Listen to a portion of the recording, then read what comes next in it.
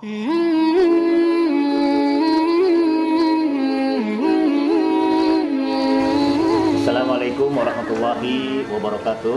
Waalaikumsalam warahmatullahi wabarakatuh. Yang kami hormati, yang kami sayangi seluruh warga masyarakat Kota Depok, wabil khusus para kiai, para asatidz yang dimuliakan Allah Subhanahu wa taala. Kita sama-sama merasakan betapa sulitnya hidup bersosialisasi pada saat ini dengan sebuah kondisi yang memang memaksa kita untuk melakukan sebuah pergaulan yang tidak biasa kita lakukan. Biasa kita bersama-sama, kita berkumpul dengan sukacita. Dengan ada bencana seperti ini tentunya ada batasan-batasan, jarak-jarak yang harus kita lakukan sehingga kita bisa suatu saat merasakan kebahagiaan ketika kita bisa keluar dari bencana ini. Di Kota Depok ini dari sisi peningkatan jumlah kasus COVID-19 ini sangat memiriskan. Dari sisi peta penyebaran pun peningkatannya sungguh mengkhawatirkan. Misalnya kita tahu bahwa mulai kasus di Kota Depok ini terjadi pada 2 Maret. Nah ini 2 Maret pada saat itu ada 2 kasus, 2 case. Dan 2 case pada saat itu yang harus distatuskan sebagai orang dalam pemantauan ODP itu berjumlah hampir 80 orang dalam 2 kasus ini. Terus berkembang pada saat itu 2 kasus ini adalah terfokus pada 1 kelurahan, 1 kecamatan. Dan sekarang dalam periode 1 bulan sudah meningkat pasien positif sebanyak 73 kasus, 73. Ini untuk data sampai hari kemarin, Pak Kiai, pada tanggal 8 April 2020. Dengan jumlah ODP sebanyak 2.256 yang sudah tertangani baru 253, berarti masih ada sisa dalam pemantauan 2.003 orang. Yang meninggal dari kasus positif 8 orang, yang sembuh 10 orang. Sementara yang agak sedikit mengagetkan PDP pasien dalam pengawasan yang memang ada indikasi gejala seperti itu, ini dari 636 sudah tertangani lewat pengawasan 115 orang, artinya sudah negatif, sudah baik. Sisa 521, tetapi terjadi semacam peningkatan yang wafat, yang meninggal dunia. Sekarang sudah berjumlah 31 orang, yang sebelumnya bagus, tidak yang wafat, sekarang sudah 31 orang. Ini kondisi real tentang masalah kasus COVID-19. Tentunya bersama kami pada saat ini Bapak Kiai Haji Asnawi Ridwan. Assalamualaikum Pak Kiai. Waalaikumsalam. Mohon maaf dan terima kasih atas waktunya. Kami ingin pencerahan nih Pak Kiai. Kita kan biasa sholat fardu berjamaah. Ya sekarang adanya ketentuan social distancing, jarak sosial, jarak fisik bahkan harus kita hindari karena penularan di Kota Depok ini sudah penularan antar orang secara langsung kalau physically kita tidak mengambil jarak minimal 1-2 meter. Seperti itu. Artinya pandemik ini sudah memang sangat-sangat mengkhawatirkan. Nah, sehingga pemerintah berdasarkan fatwa MUI pusat dan daerah kita menunda atau sementara menghentikan kegiatan-kegiatan keagamaan, khususnya sholat berjamaah nih Pak. Oke, yang berat apalagi ada sholat Jumat. Kalau nggak salah besok sudah minggu keempat atau 4 kali kalau kita tidak sholat Jumat. Nah, kami minta arahan Pak Kiai secara nurani, secara jiwa Islamiyah kita ini sangat berat memang. Nah, kami mohon arahan yang lebih dalam terkait masalah ini. Itu barangkali Pak Kiai, mohon maaf dan mohon arahannya biar kita bisa tercerahkan untuk masyarakat kemaslahatan yang lebih besar. Terima kasih itu Pak Wali. Silakan. Fadhil Pak Kiai. Assalamualaikum warahmatullahi wabarakatuh. Waalaikumsalam. Yang kami hormati, kami muliakan beliau Kiai Haji Idris Abdul Somad selaku Wali Kota Depok, para pemirsa rahimakumullah. Rasulullah Shallallahu Alaihi Wasallam bersabda, al-Jum'atu hakun wajibun ala kulli muslimin illa arba'atan, imro'atun mamlukun sobiyun wa maridun. Bahwa sholat Jumat itu merupakan kewajiban bagi setiap muslim kecuali 4 personil, yakni wanita, budak, hamba sahaya, anak kecil, dan orang yang sedang bermasalah dengan kesehatannya. Nah, apa yang disampaikan oleh Rasulullah tentang rukhsah atau keringanan hukum sholat Jumat ini sudah pernah dipraktekkan oleh Rasulullah. Jadi meliburkan sholat Jumat itu bukan hal yang bid'ah.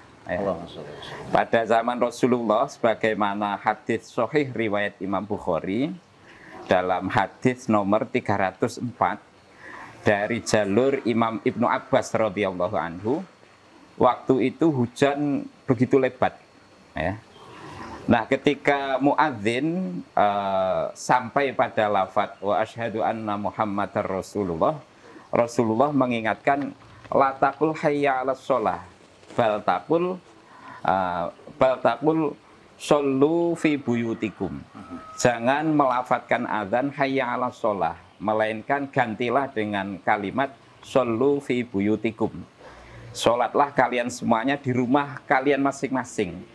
Ini merupakan pembelajaran dari Rasulullah bahwa kita tidak perlu kaget ya kalau sholat Jumat dalam satu keadaan itu diberi keringanan oleh Allah untuk diganti dengan sholat duhur di rumah masing-masing.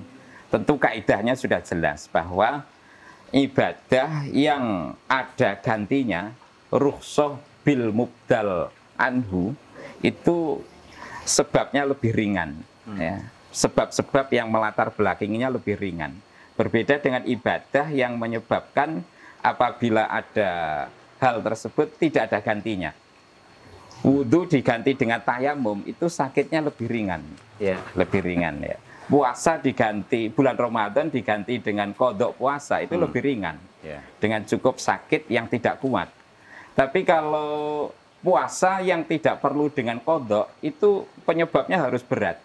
Yakni sakit yang la yurja beruhu, sakit yang tidak ada harapan untuk sembuh.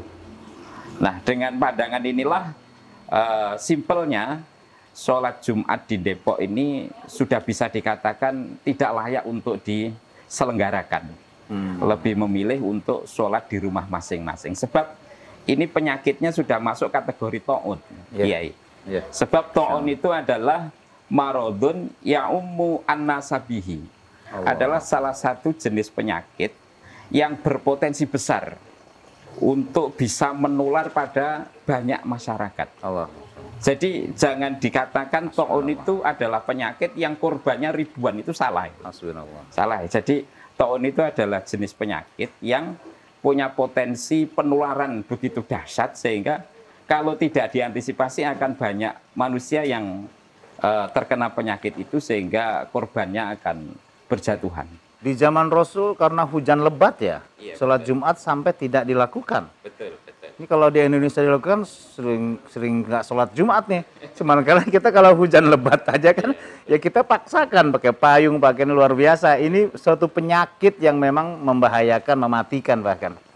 Ya seperti itu Pak Kiai. Jadi ini baru sholat Jumat ya. Lalu nanti seperti masalahnya ada MUI kan sudah mengeluarkan fatwa itu ya. Termasuk nih dalam waktu mungkin 2 minggu, ya sekarang sudah nisfu Sya'ban ini, 2 minggu kita akan masuk ke bulan Ramadan ini. Di situ ada taraweh, kita biasa bukber, buka bersama, taraweh bersama, ya kita rindu itu. Nah ini gimana menurut Pak Kiai ini, apa namanya, ya itu memang sunnah ya, mungkin lebih ringan lah dari sisi fikih ya, dari sisi fikih. Tapi dari sisi spiritualitas nih, syuur islami kita, bagaimana kita bisa menghibur, tetap membahayakan kita, dan juga bisa kita syiarkan barangkali bulan Ramadan dengan kegiatan-kegiatan yang biasa kita lakukan. Gimana Pak Kiai? Hal seperti ini. Ramadan ada lagi juga nanti sholat id ini yang berat ini. Ya, seperti itu Pak Kiai. Jadi menghadapi pandemik ya, menghadapi pandemik itu eh, porsi ibadahnya berbeda dengan pada saat kondisi normal ya. Sebagaimana yang disinyalir oleh Rasulullah Shallallahu Alaihi Wasallam, rojulun yako'u ata'unu fil balad ya, fayam kuthu fi baitihi sobiron muhtasiban wa ya'lamu annahu la yusibuhu illa biidznillah Allah. illa laisalahu mithlu ajri syahidin. Allah. Jadi konsep ibadah dengan pahala yang besar itu sangat dipermudah oleh Allah ketika wabah penyakit melanda di daerah kita seperti penyakit COVID-19 ini. Karena sabda itu jelas ya, ketika ada sakit taun atau sakit COVID-19, tapi kita memilih untuk berdiam diri di rumah dengan menata manajemen kolbu supaya bersabar. Arti sabar itu adalah tidak beribadah dengan nafsunya. Jadi lebih memilih beribadah di rumah, berjamaah bersama anak istri, sambil muhasabah li nafsihi, sambil menganalisa diri sendiri. Apa kekurangan kami, dosa kami, sehingga daerah kami kok tertimpa musibah seperti ini. Allah. Ya, dengan keyakinan, dengan langkah antisipasi yang sedemikian rupa sampai ya'lamu annahu la yusibuhu illa biidznillah. Punya antisipasi supaya tidak tertular dengan takaran bahwa saya kalau tertular itu karena takdirnya Allah, bukan karena kecerobohan saya. Maka diam dia di rumah itu sudah berpahala, laksana pahalanya orang yang berjuang fisabilillah. Allahu Akbar. Nah, inilah yang perlu dipahami oleh segenap muslimin muslimah, utamanya di Depok, bahwa dengan kita tertimpa musibah taun ini bukan berarti ini adalah musibah mutlak, tapi bisa jadi merupakan rahmat bagi kita semuanya. Amin, amin. Titik rahmatnya adalah dengan kita berbuka puasa di rumah, bertaraweh di rumah, ya, baca Al-Quran di rumah, memperbanyak aktivitas ibadah di rumah, itu pahalanya berlipat. Di samping diam di rumah berpahala seperti pahala orang yang jihad fisabilillah, pun pula berpahala sebagaimana layaknya pahala dia beribadah di masjid dan lain sebagainya. Jadi nggak perlu berkecil hati. Gitu. Ini yang perlu disadari oleh kaum muslimin muslimah semuanya. Jangan sampai tertanam image bahwa saya dengan tidak Jumatan, dengan tidak tarawih di masjid, pahala saya turun drastis. Gitu. Itu merupakan tatoyur ya, buruk sangka kepada Allah. Gitu. Buruk sangka pada Allah. Kita justru berhusnudzon pada Allah bahwa datangnya COVID-19 ini kalau kita sikapi dengan proporsional dan hati yang benar, maka menjadi rahmat. Gitu. Soalnya kita juga masyarakat ini berpikir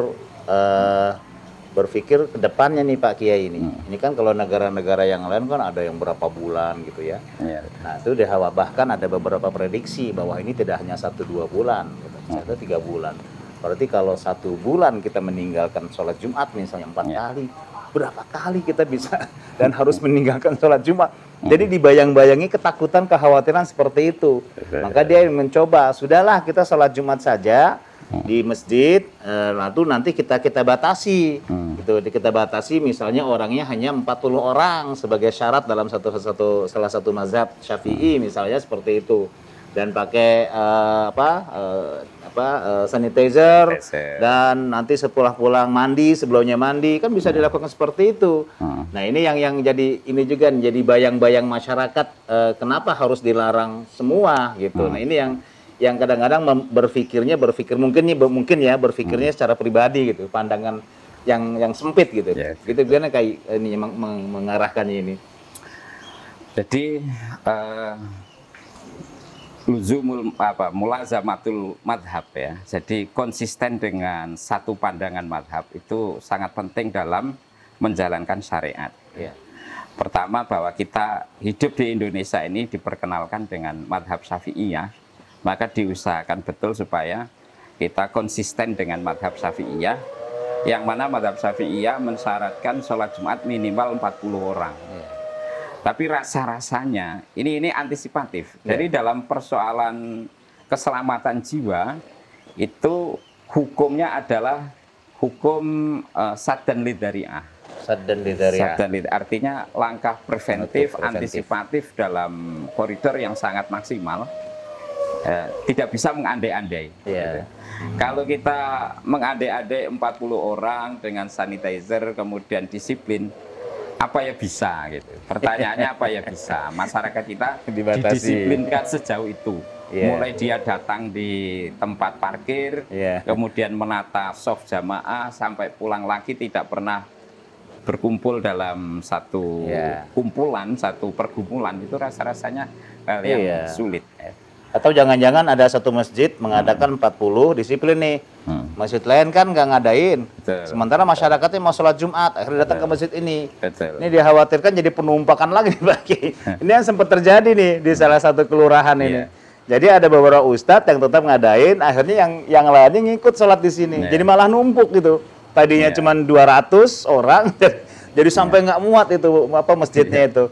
Nah ini yang jadi kekhawatiran kita juga nih Pak Kiai. Mohon maaf ini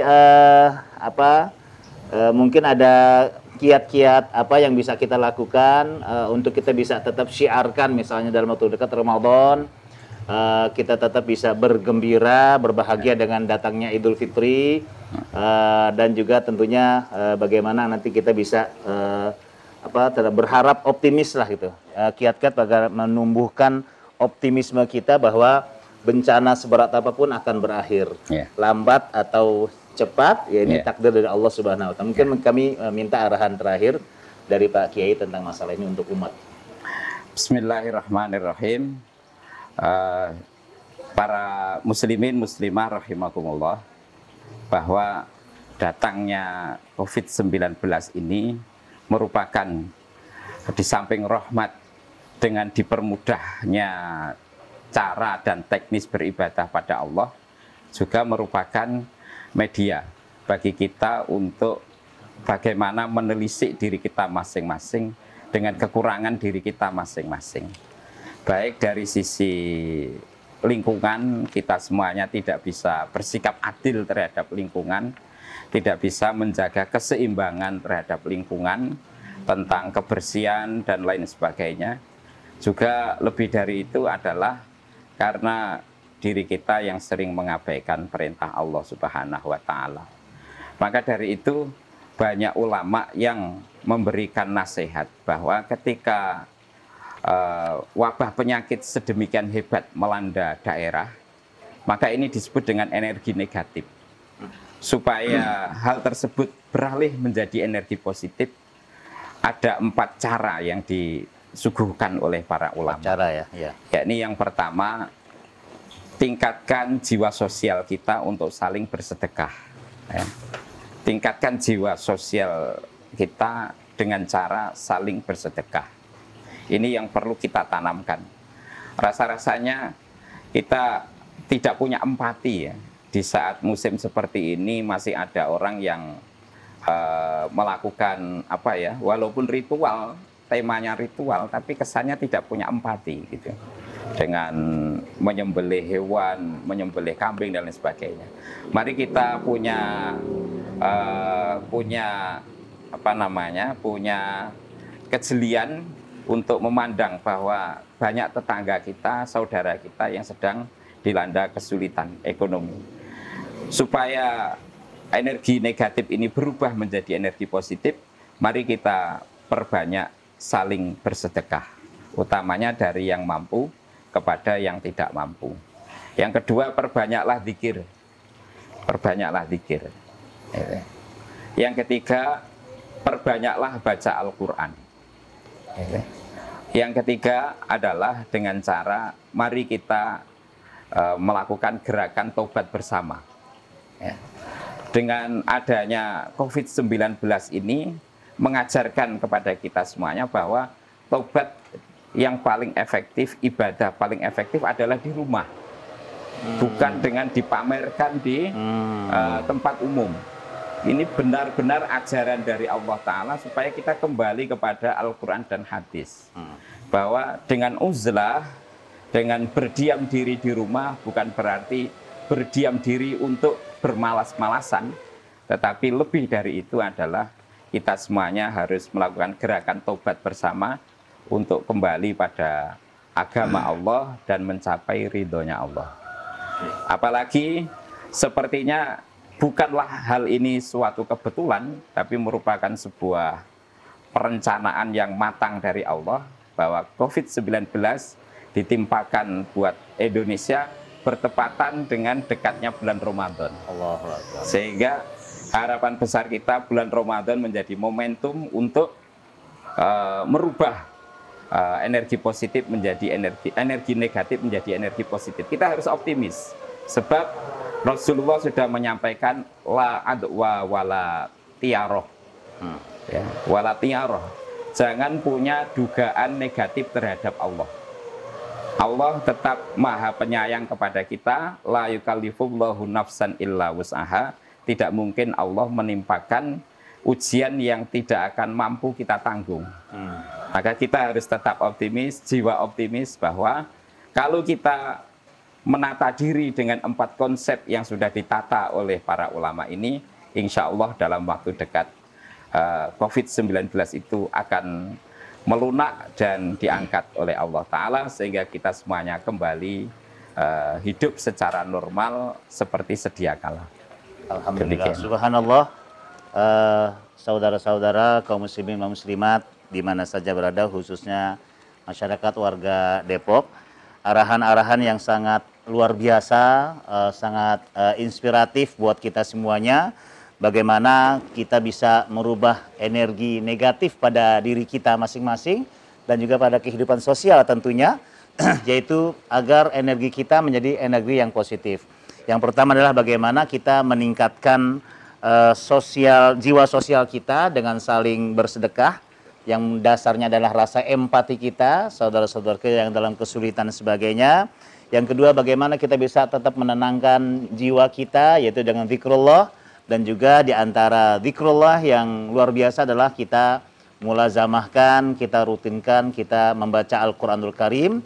Dengan banyak waktu di rumah, tentunya interaksi kita dengan Al-Quranul Karim akan semakin banyak. Yang terakhir adalah bagaimana kita bisa menjadikan momen untuk taubat nasuha bersama-sama, istilah lain mungkin mobilisasi taubat ya, secara general, secara menyeluruh, sehingga taubat kita ini akan efektif ketika kita sedang beruzlah di rumah kita masing-masing. Event Ramadan merupakan event munasabah yang sangat bisa kita manfaatkan sebaik-baiknya, karena memang Ramadan ini dengan sebuah keyakinan dari kita masing-masing bahwa bencana seberat apapun, insya Allah Allah Subhanahu wa Ta'ala tidak akan membebani kita dengan beban yang di luar kemampuan kita sebagai manusia, sebagai umat yang memang beriman kepada Allah Subhanahu wa Ta'ala.